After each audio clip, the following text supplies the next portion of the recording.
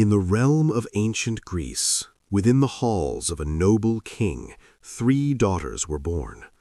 2 were pleasing to the eye, but the third was something else entirely. Her name was Psyche.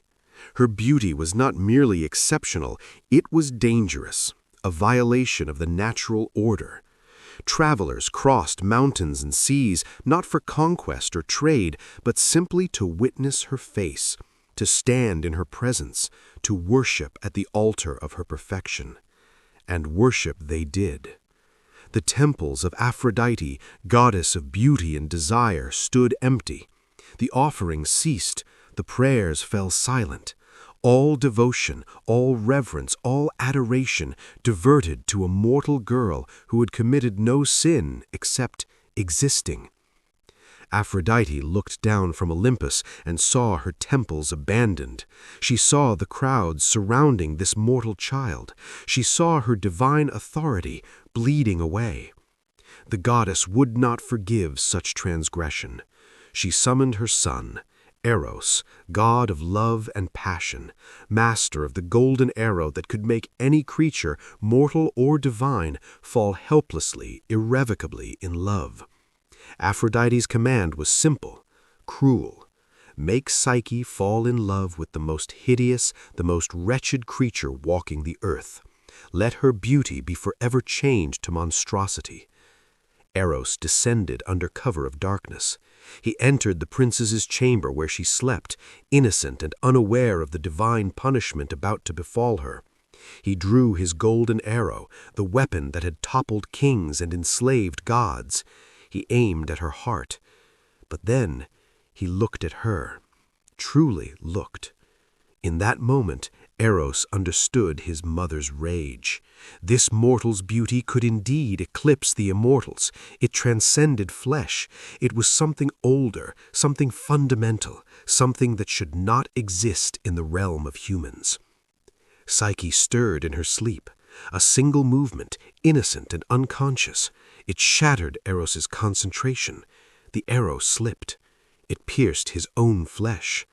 The god of love fell victim to his own weapon. In an instant, obsession consumed him, not the gentle affection mortals call love, but the absolute, devastating need that only divine passion can conjure. He could not complete his mission. He could not harm her. He could only want her with every fiber of his immortal being. But Aphrodite's wrath still demanded payment. Though Psyche remained unmarred by Eros's arrow, a different curse settled upon her. Despite beauty that made men weep, despite perfection that inspired pilgrimage, no suitor would claim her. Her sisters, ordinary and plain, married nobles of distinguished lineage. Psyche, radiant and magnificent, remained alone, unwanted, a goddess without worshippers, a treasure no one dared touch. Her father, the king, watched his beloved daughter wither in isolation. Desperate, he journeyed to the oracle of Delphi, seeking answers from the gods themselves. The priestess spoke, and her voice carried the voice of Apollo, god of prophecy. Your daughter will wed a being who stands above all others, a creature who delights in the suffering of mortals and gods alike. Dress her in funeral garments. Take her to the mountain's edge, to the abyss where earth meets void. There, abandon her. There, her husband awaits, and there, her death begins. The king returned broken, his favorite daughter condemned by divine proclamation. His court urged him to obey. To refuse the gods invited catastrophe upon the entire kingdom. Psyche, understanding the weight of prophecy, accepted her fate with eerie calm. "Father," she whispered as the funeral procession wound toward the mountain, "you once celebrated when strangers worshipped me as divine. You knew it was blasphemy. You knew, and you allowed it. Now the gods collect their debt. Take me to the precipice. Let me meet whatever darkness awaits." They left her there, at the edge of nothing, waiting for a monster. But instead, The wind came. Zephyrus, the west wind, deity of the gentle breeze, lifted her from the rocks. He carried her not to death, but to a palace suspended in the clouds, a structure of impossible beauty, walls adorned with gold and silver, gardens that no mortal gardener could cultivate, halls that echoed with divine craftsmanship. Invisible servants attended her, voices without bodies. They bathed her, fed her delicacies beyond mortal cuisine, sang songs in languages older than human memory. They told her this palace was hers, everything she desired would be granted. Except one thing. She could not see her husband's face. When night fell, he came to her chamber. The room plunged into absolute darkness, not the darkness of closed curtains, but the oppressive void where even shadows cannot exist. She felt his presence, expected horror, expected the monster promised by Apollo's oracle. Instead, she received tenderness, passion, love expressed with a gentleness that contradicted every warning, every prophecy, every fear. Night after night they visited her. Night after night they shared intimacy in the consuming dark. And every dawn, before light could expose him, he vanished. "Why do you hide?" Psyche finally asked one night, her voice trembling in the void. "Our love not enough? I only wish to see you as you are." His response came soft, almost pleading. "The love we share must be sufficient. I beg you, never attempt to look upon me in darkness. In this we remain equals." She agreed, she promised, but the question lingered, festering like a wound. Time passed. Psyche's heart grew heavy with longing, not for her mysterious husband, but for the family who believed her dead. She begged permission to visit them, to show them she lived. Eros, believing that her return from freedom would prove her genuine devotion, consented. Zephyrus carried her back to her father's kingdom. Her family's shock transformed to celebration.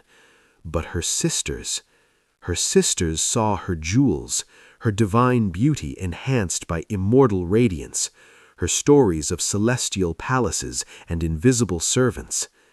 Envy rotted their hearts. "Sister," they whispered, when no others could hear, "have you forgotten the oracle's words? You married a monster. He will be your death. He hides from you because his true form would drive you to madness." They pressed closer, their words dripping poison. "Tonight, when he sleeps beside you, take a knife, light a lamp. When you see what he truly is, this creature who violates you in darkness, cut his throat. Free yourself before he devours you whole." The sisters departed, but doubt remained, coiling in Psyche's mind like a serpent. That night she waited. Her husband's breathing slowed, deepened. Sleep claimed him. Psyche's trembling hand found the knife, found the oil lamp. She approached the bed, weapon raised, prepared to face the horror prophesied by gods. She lifted the light and saw perfection.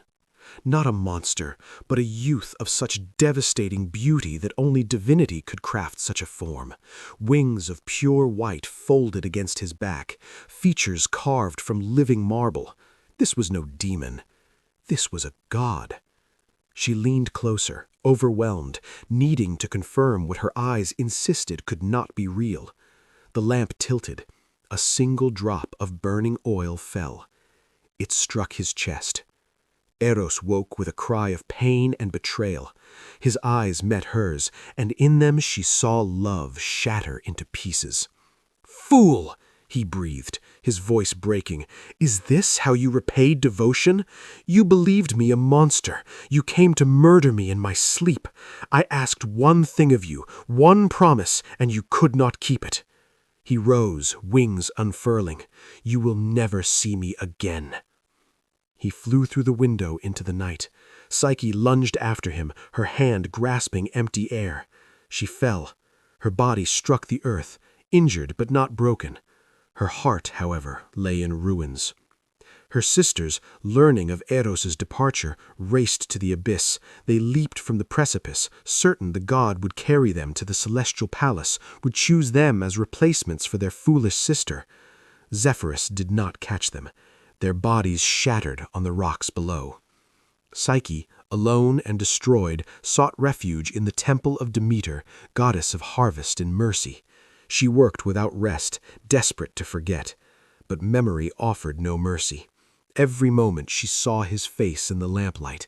Every breath she felt the weight of her betrayal. Demeter, moved by the girl's suffering, offered counsel. Go to Aphrodite. Submit yourself completely. Show humility. Perhaps the goddess will release her rage. Perhaps you might reclaim what you have lost. With nothing remaining to lose, Psyche entered Aphrodite's temple. The goddess received her with cold satisfaction. The insolent creature who stole my worship now begs to be my servant. You injured my son. You defied divine order. Did you imagine forgiveness would come easily? Aphrodite's smile was venomous. You will endure tasks that would break Hercules himself. You will suffer, and perhaps, if you survive, I will consider your penance complete. The first task, a granary filled with mixed grains, wheat, barley, millet, countless others blended into chaos. Separate them, all of them, by dawn. An impossible task, but Eros, hidden and watching, commanded the ants to aid her. They came in legions, sorting grain by grain through the night. By morning, the work was complete. Aphrodite's rage intensified. The second task, retrieve golden wool from sheep whose fleece was divine, but whose temperament was murderous. The river god whispered strategy to Psyche. She waited until the beasts slept, then gathered wool caught on thorns and branches. Again she succeeded. The third task sent her to a mountain peak where the river Styx, the boundary between life and death, originated. Fetch water from its source. Zeus himself intervened, sending his eagle to retrieve the sacred liquid. 3 times Psyche had triumphed. 3 times divine intervention had saved her. Aphrodite's fourth command carried the weight of finality.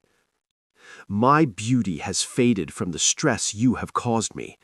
Descend to the underworld. Find Queen Persephone, wife of Hades, goddess of death's domain. Ask her to fill this box with a portion of her beauty. Bring it to me. Complete this and you have my blessing to reunite with my son. Psyche understood. This was execution disguised as task. No living mortal could enter the underworld and return. The only path down required death. She climbed a tower, prepared to throw herself from its height, but a voice stopped her, a whisper in the stone itself. There is another way, a cave that leads to the underworld's edge.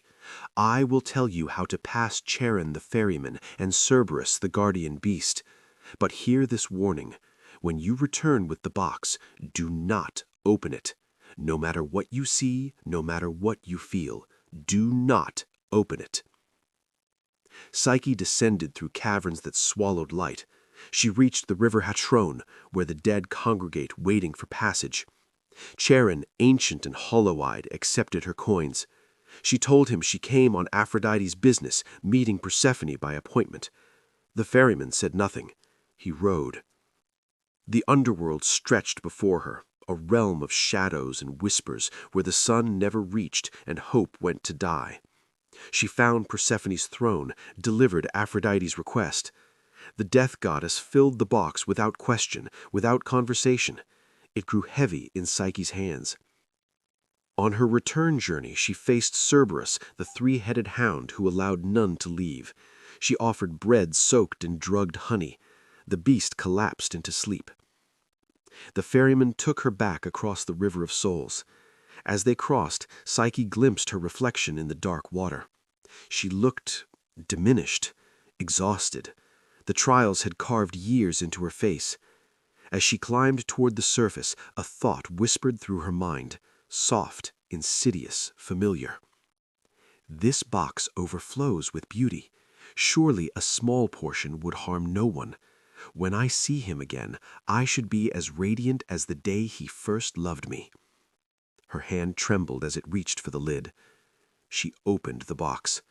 Black mist erupted from within, not beauty, but death itself. The vapor filled her lungs. Darkness swallowed her vision. Her body went cold. Her life fled. Eros, sensing the disturbance, flew to find her. He arrived too late. Psyche lay motionless, skin pale as marble. Thanatos, the personification of death, stood over her corpse. But Eros was a god, and gods do not accept defeat. He drew the deadly mist from her lungs, sealed it back into the box. He breathed life into her mouth. Her eyes opened. She found herself in his arms. "Now," she whispered, tears streaming, "I can look upon you without fear of loss." They kissed, but Eros knew this could not end here. Aphrodite's wrath still poisoned their love. He flew to Mount Olympus, to the throne of Zeus himself. He begged the king of gods to intervene, to grant permission for their union. Zeus, moved by the gods' devotion and the mortals' perseverance, summoned Psyche to Olympus. All the gods assembled. From Zeus's own hand she received nectar and ambrosia, the food of immortality.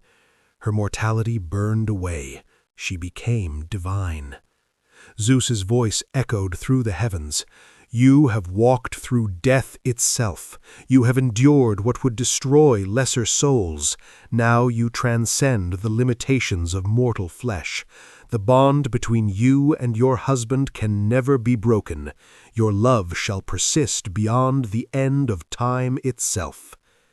From the union of Eros and Psyche, a daughter was born, Hedone, goddess of pleasure, of joy, of the ecstasy found in love freely given and received. And their love, as Zeus proclaimed, burns still, eternal, unbreakable. Even the gods cannot extinguish it. The ancient Greeks understood something we have forgotten, that love is not gentle, that beauty carries a price, that the divine and the mortal were never meant to touch, and yet, in the darkest moments, in the space between life and death, they do. Psyche's story was never about a happy ending. It was about transformation through suffering, about the cost of desire when it crosses the boundaries the cosmos itself erected. The gods did not want you to hear this version. They preferred the sanitized tale, the safe version. But you stayed, you listened, you heard what was meant to remain hidden. If this truth resonates within you, if you hunger for more of what has been suppressed and buried, then walk this path with us. Subscribe, leave your thoughts below. What price would you pay for a love that transcends death itself?